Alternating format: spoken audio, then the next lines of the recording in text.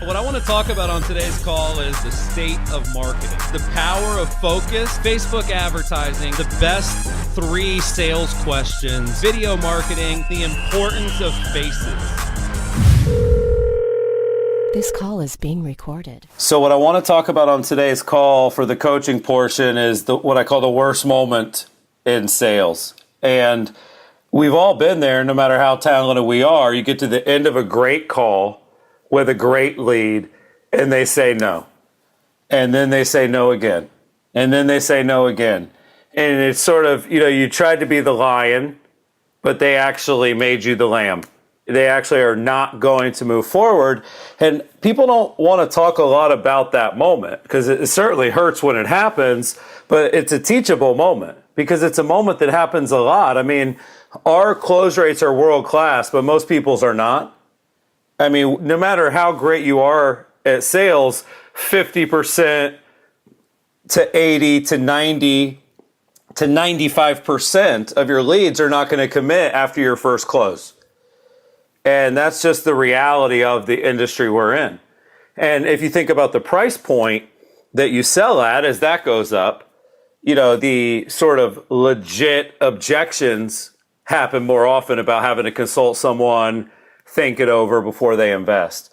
We're also going into small business. And in small business, we're going to just get told no more than we're used to. I couldn't even close my chiropractor the other day. The guy's like, I couldn't get him, and I wrote the book on sales. So it's going to happen more, but it already happens a lot. And basically you can do everything that I teach in the book or teach on these calls, but you're going to get told no. That's actually just a part of the job. So what I want to talk about are those teachable moments during that terrible moment where a great call becomes an awkward ending.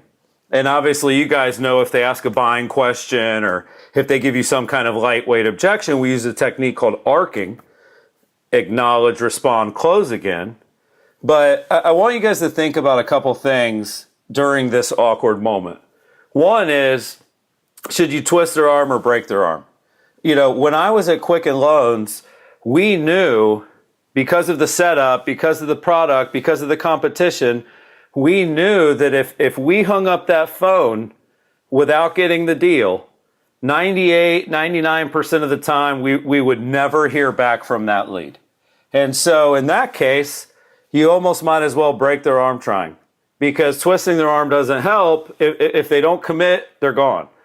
But if your product is more unique and you actually have great marketing and you have a little bit more of an expensive product, you might not want to break their arm. You might want to just twist their arm and definitely want to think about that. The other thing is, and Neil and I talk about this a lot, hulking up.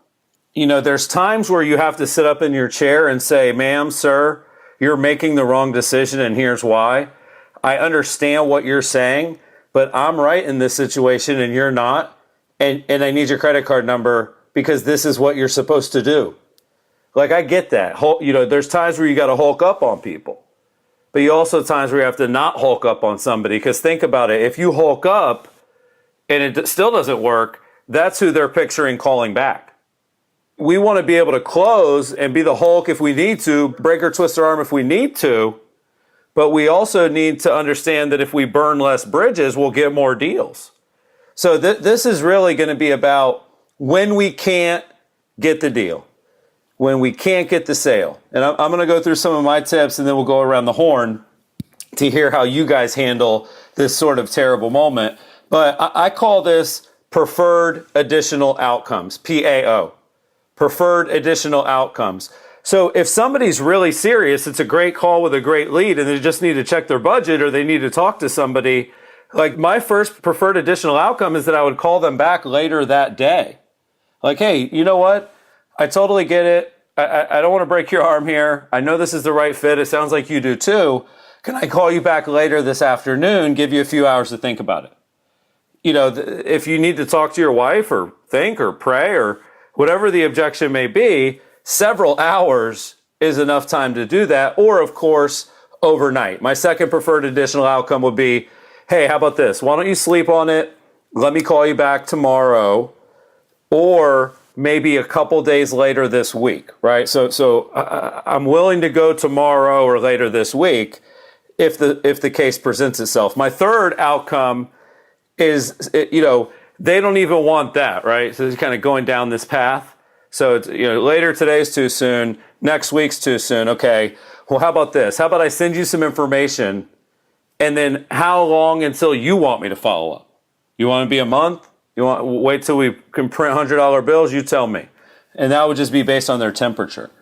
So when you have preferred additional outcomes, when you go into the call, obviously wanting to close, but knowing you're not going to close all the time, and then you have that strategy of later today, tomorrow, later this week, next week, collateral, whatever that fallback plan is, the concept is simple, guys. Even when you get a no, you do get a yes. But you're not going to fight for this if it's not a great call with a great lead. I'm not having this battle with people that don't qualify, people that are just, difficult to even have the conversation with. But if they say, yes, you can call me back later today, they're obviously super serious. If they say, yeah, tomorrow, that's still really good. But you have to go through these steps. The other thing I want you guys to remember is the reason you don't want to burn the lead here is because our whole goal each day in sales is to have meaningful and memorable conversations.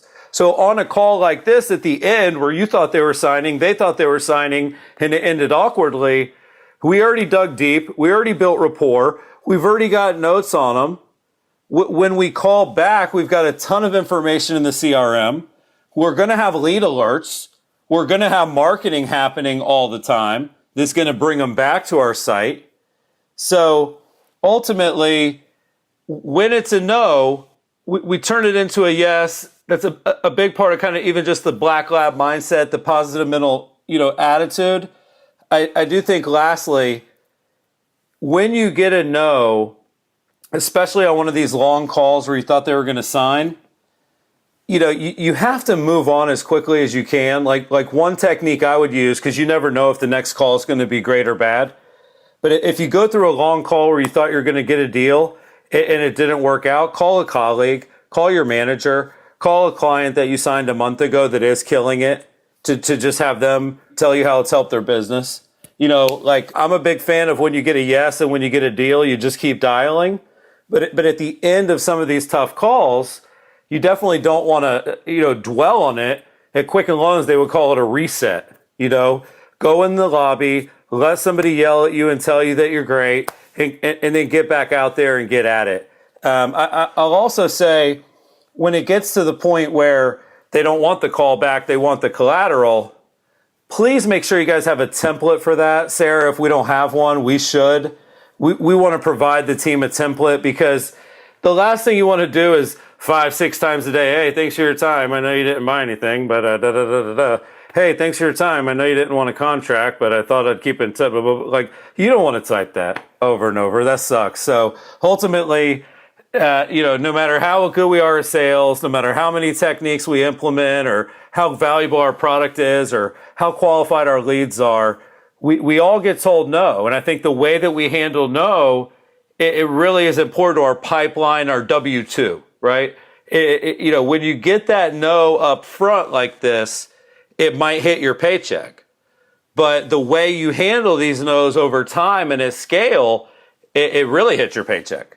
So just keep that in mind. And I'm excited to hear how you guys are handling that awkward moment. We'll go around the horn here, Sarah. I'll let you kind of drive the ship on who chimes in. But I'm pumped to hear how Jeremy, Darren, Neil, Amber, like how you guys handle that sort of leave me alone, quit trying to close me moment.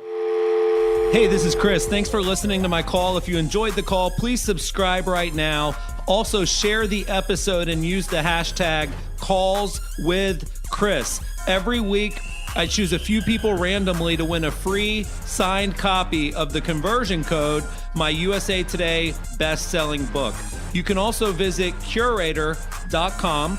That's Curaytor.com Curaytor.com to learn more about my company, which is the one I'm running during these calls. We help small businesses grow faster, and we've been featured recently by Inc., Forbes, Fortune, and Entrepreneur Magazine.